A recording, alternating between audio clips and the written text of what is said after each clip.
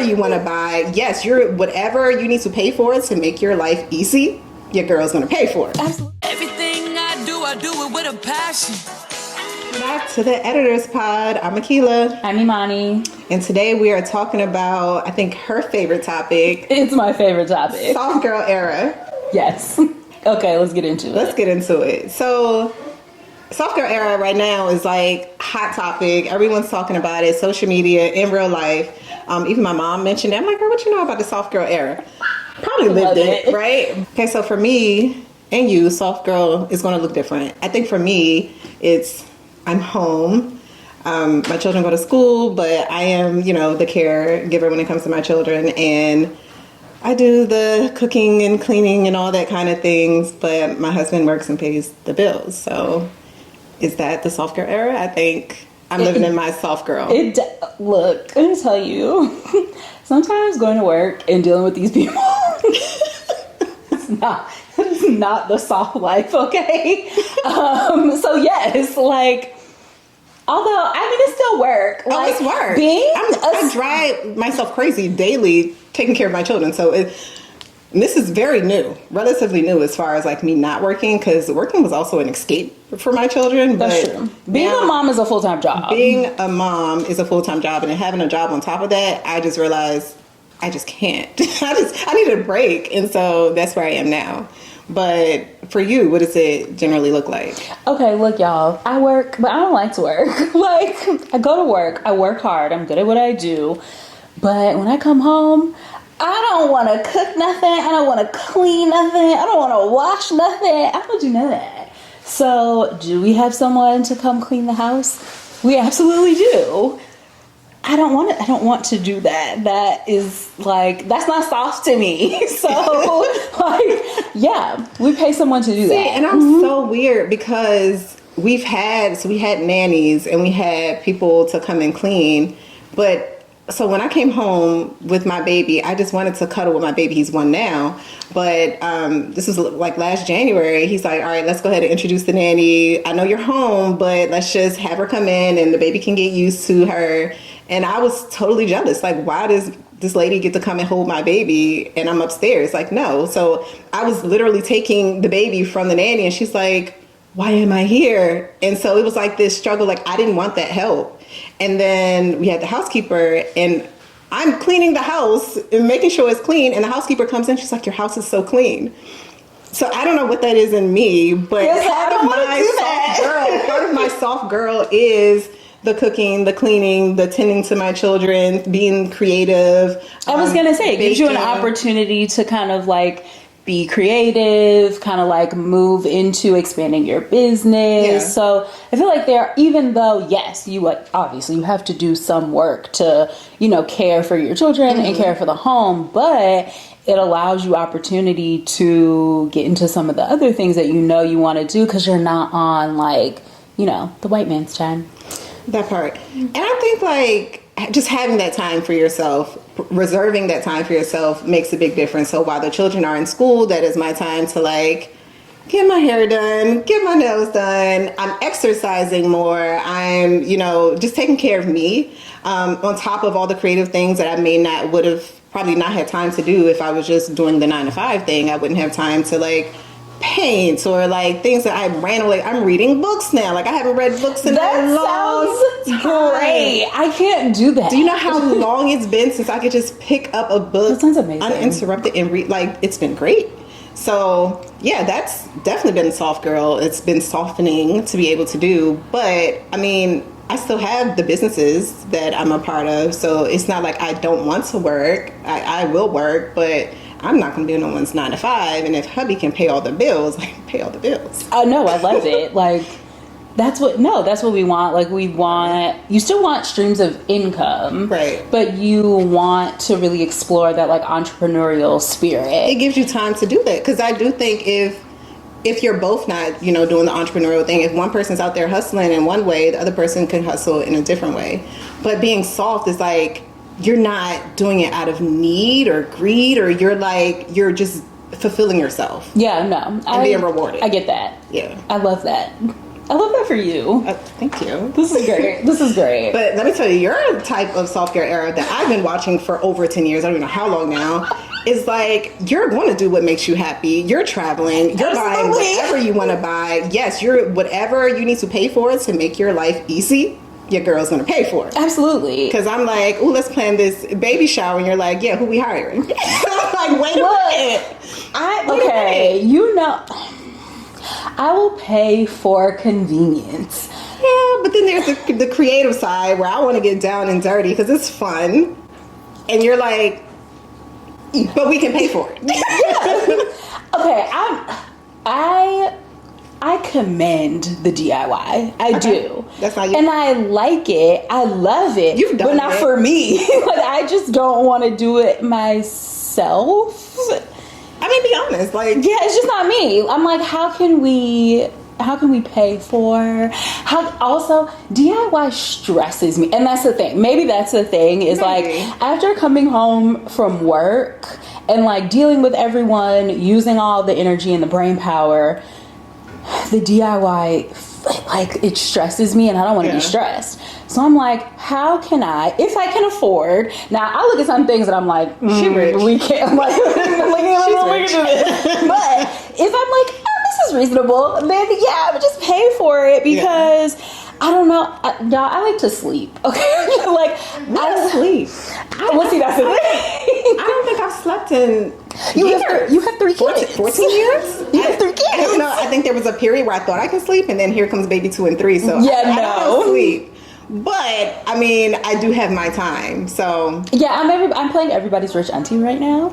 yeah. So That is yeah, it. Embody it. I value sleep. So I'm like, okay, if I can reasonably afford to pay for whatever this excursion, adventure, event is, then I'm like, okay, let's just figure out, because like I want to sit in a glam chair, I want to get my makeup done, I want to have somebody do my hair, and I just want to show up. Like, if I just need to do like a few finishing touches here and there, cool. Okay, so but you watched Meghan Markle's show. Oh my God. With Love Meghan. And so what was your take from that? Because for me, it was everything that I was raised to do. Like I was raised in the Nation of Islam, so we have this line where we say take care of home and abroad, but it's how to rear your children, how to cook, how to sew, so you're learning all these what I call soft skills. And I think like for me, I enjoy doing those things. So when she's like cooking and baking and putting her, like you said, her flowers and her finishing touches on things, to me that was like, oh, that's exciting. Like I love that. And other people are like, girl, that's fake, girl, bye. You like, who does that? Okay, here's my thing.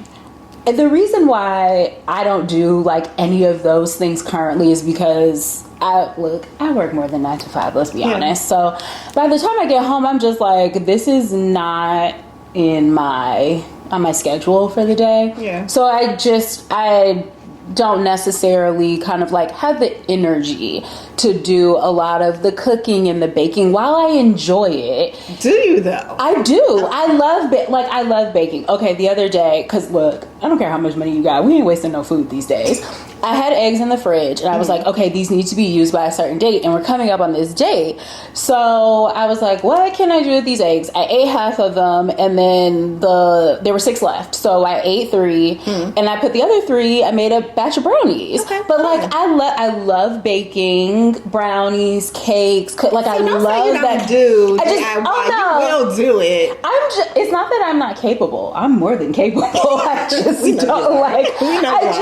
don't necessarily put my energy there if I only have so much energy left. And maybe the soft girls like when I feel like it. That's like the when thing. I have the time, when I'm in the mental space, when I want the option. It's like having the okay. Look, yeah, if I could, like, and also right now, like we're technically dinks, so dual income, no kids. Yeah, even sans kids. If I could stay home and my husband went to work and I could just work out, read a book, make this like elaborate dinner for like when he comes home, just because like I have the option, like that would be great. But you don't have that. But I don't have that. I'm about to say, like, I don't even know what that would look like in my house. Everything is just so regimented, like we just removing, and each one of the children got something different to do. So I feel like I'm always in a constant. That's why you have a nanny. See, okay, but see, that's my idea. Here's what I want. You're right. Here's what I want. Except I still get jealous of like, why is this nanny? Because my husband, when we first hired her, was like, yeah, because maybe she could bring more structure into the home. And I'm like, I don't need no lady to come and put structure into my home. I get so passionate about like my role as a mother, my role as a wife, my role in the household. So just having an outside entity come in to do those things, like that didn't sit well with me. But okay, I get that. I think, okay, my ideal would be, okay, we have kids, right? I want to instill the love, the morals, the values. Can I have like a house manager come in though to do the cooking and the cleaning and the doing of laundry so that I actually have more time to spend with my children? Like, I get what you're saying. I don't want somebody else to raise my kids. Yeah, or run my household. No. Yeah. But I just need you to do all of those. You know how people say, like, well, if Beyonce can do it, then you can do it too. Beyonce has a staff. Beyonce has a full staff. Her children have staff, right? So it's like, but that's what I want. Like, in my ideal world, I'm like, oh, I need a staff. So everything else is done for me. But like if I want to cuddle with my kid, let's just go cuddle, because nobody's trying to wash dishes, wash dirty clothes, clean a floor, like do all that stuff. Like I could do homework with my kids. It is balance. So being able to establish that type of balance, I think that would be great. Because like my extreme of just my jealousy or me feeling like I need to do everything is probably not the most balanced mindset, because I probably would have more time at bedtime if I wasn't like cleaning up and trying to prepare for the next day, and you know someone can step in and help. So I definitely understand that, but I don't know. It's a juggle. I'm torn because I want to be there. I want to be the best mom. I want to be the best wife. I want to be there, and I don't want somebody else to replace me. But I do need the help. I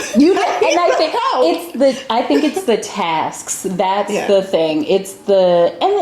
I don't know. I know for some people, like cleaning is therapeutic.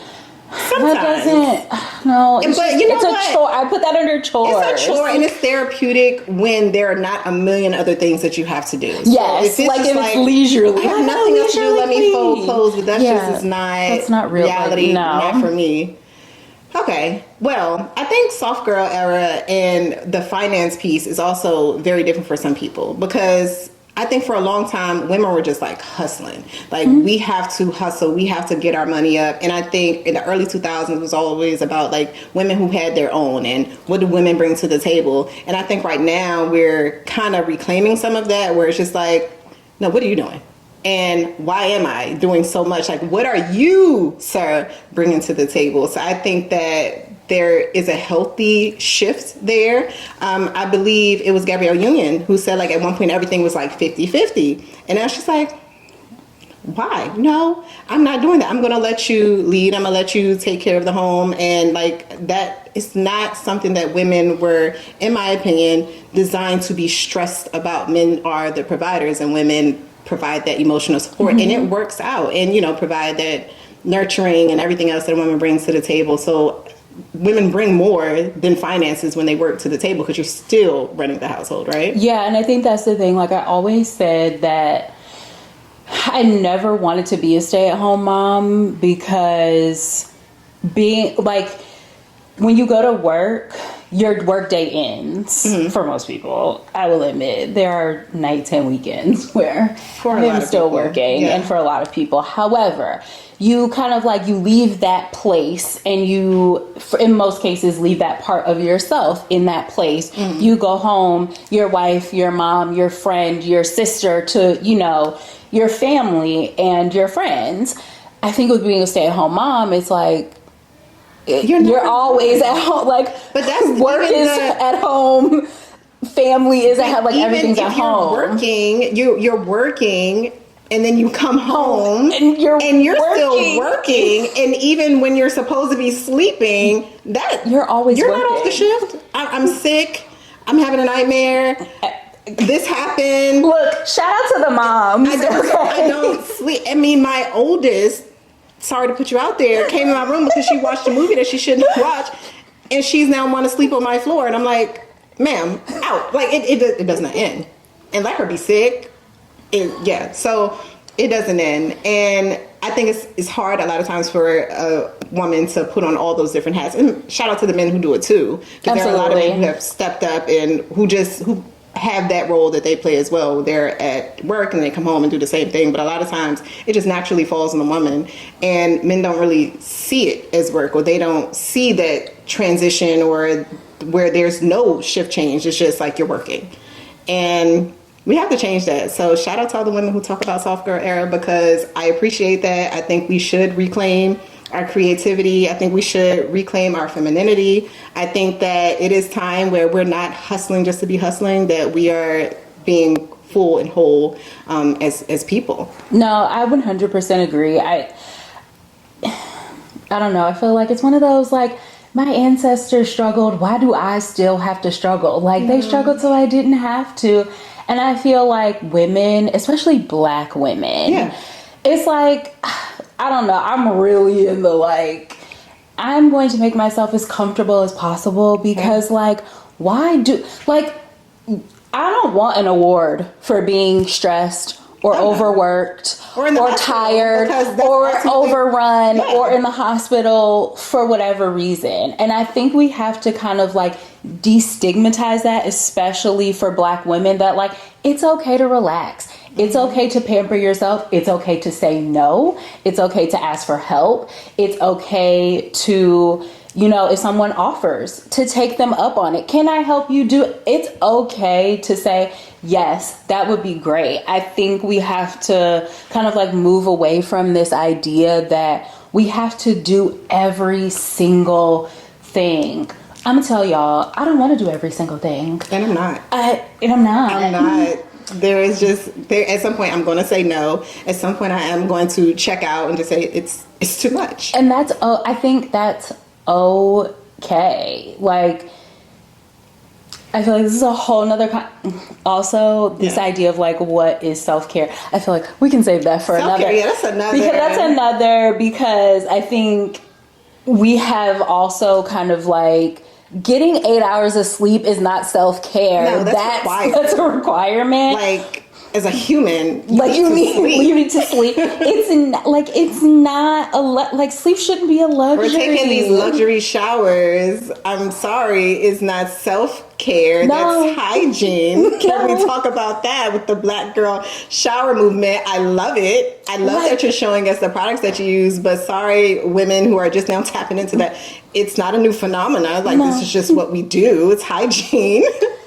But another topic for another day, because I would love to explore that. I definitely would, but I do want to, and I've said this before, but I want to emphasize the point where we're not taking care of men either. And so as far as the household is being run, I think women, you do what you need to do. If you work, that is great. Bills need to be paid, but just alleviating ourselves of the stress, because for so many years, I think women have been that mothering figure and have been that, I don't want to say provider, but have been that support in the family, to where we overwork ourselves to the point where, yes, we ultimately get sick. And, when do we look out for us? And when do we take care of us? And when are we that nurturing being that we're supposed to be for our families? No, I agree. And division of labor is...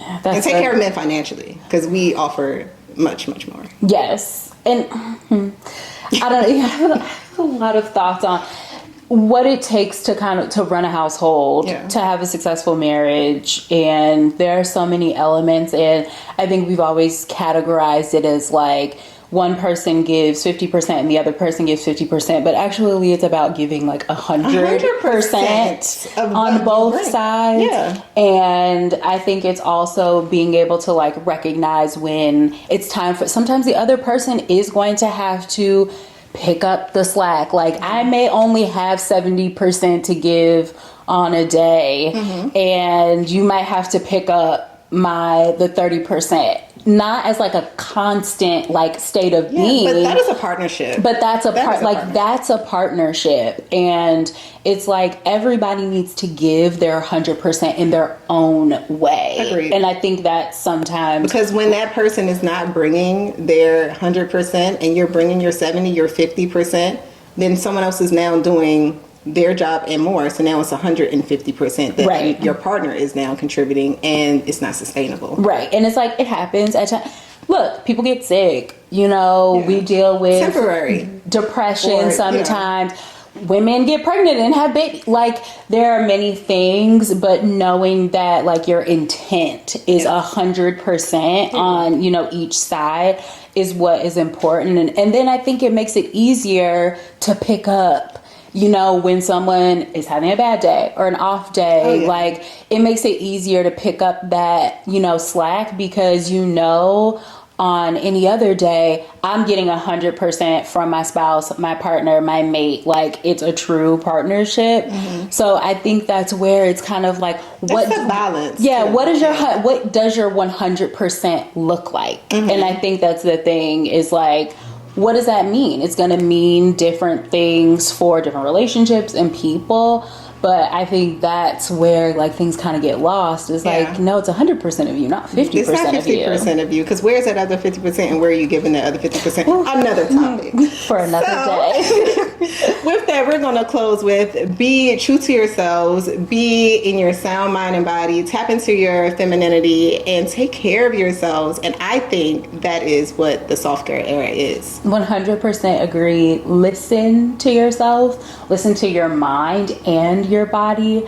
A lot of times we really only kind of like tap into the physical when we feel like something is wrong, but really like listen to your mind, feed it, help it grow, and that'll really help you know and understand who you truly are. Everything I do it with a passion.